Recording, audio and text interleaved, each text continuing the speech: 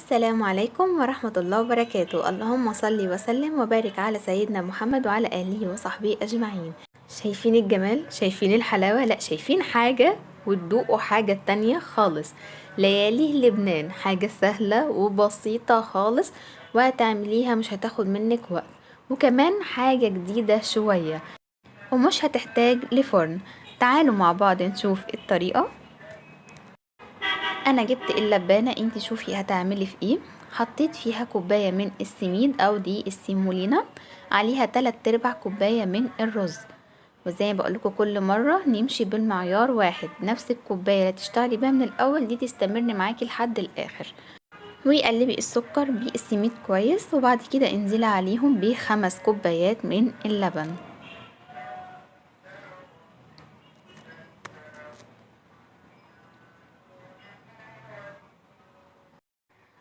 بعد كده حضري معلقه صغيره من النشا وحطيها على اللبن. طبعا احنا كل ده مش فاتحين النار، كل ده على البارد. وهاتي المضرب اليدوي وقلبيهم مع بعض كويس قوي، الدقيق سيمولينا او السميد مع السكر باللبن بالنشا. قلبي على طول عشان النشا ما يكلكعش منك، وتحطي معلقه صغيره بس. وهطحن مستكه، عايزاها مطحونه. حطيت هنا 6 حبايات من المستكة، بس للأسف طلعت كتيرة شوية. حاولي ما تكتريش عن 3-4 بالكتير عشان ما تمررش معاكي، عشان تبقى الزهرة قوي. وحطيت عليها معلقة كبيرة من السكر، يعني حطي 3 من 4 حبايات مستكة، حط عليهم معلقة كبيرة من السكر، ودوقيها في الهون او اطحنيها زي ما تحبي. شوفي انت عايزه تطحنيها في ايه.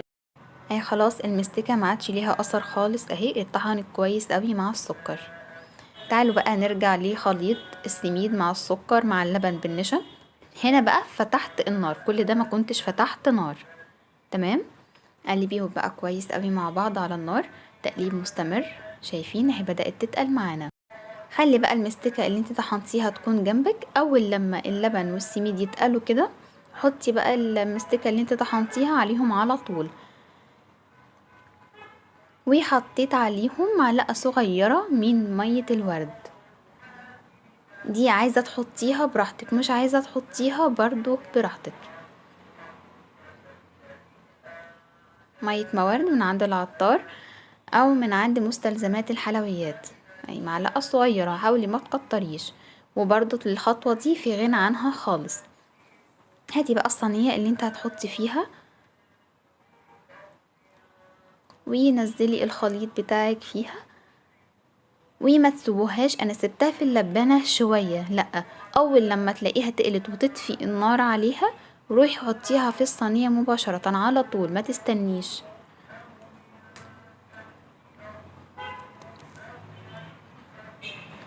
هزوها عشان الوش بتاعها يكون متساوي.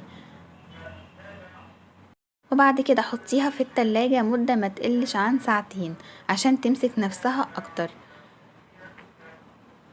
وبعد 2 ساعة بقى هتطلعيها من التلاجة. هنا شايفين لسه سخنة، دخلتها التلاجة دي بعد ما طلعت. حطيت عليها على الوش كده علبتين من القشطة. يعني انت هتسيبيها في التلاجة 2 ساعة، اوكي، تمسك نفسها كويس قوي. هتقومي حاطة على الوش علبتين قشطة،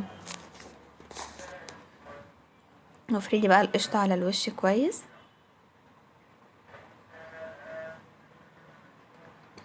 وبعد كده قطعيها مربعات بقى، عايزة تقطعيها بالشكل اللي انت عايزاه زي ما تحبي.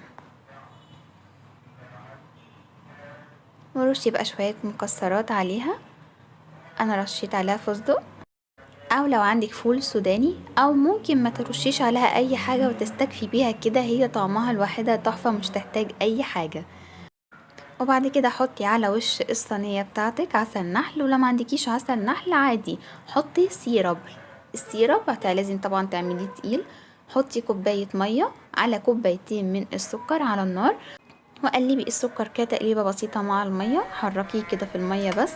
وبعد كده سيبي السكر والميه على النار. اول لما يغلوا مع بعض اعصري عليهم نص ليمونه ورشه فانيليا، هتديه طعم للسيرب حلو قوي قوي قوي قوي. تمام، ويحطيه على الوش. ده بديل عسل النحل. شايفين بعد ما اتقطعت بجد تحفة، حلوة قوي قوي قوي، طعمها حلو وجديد، وان شاء الله هتعجبكم. ولو عجبكم الفيديو ما تنسوش تعملولي لايك وشير. باي باي.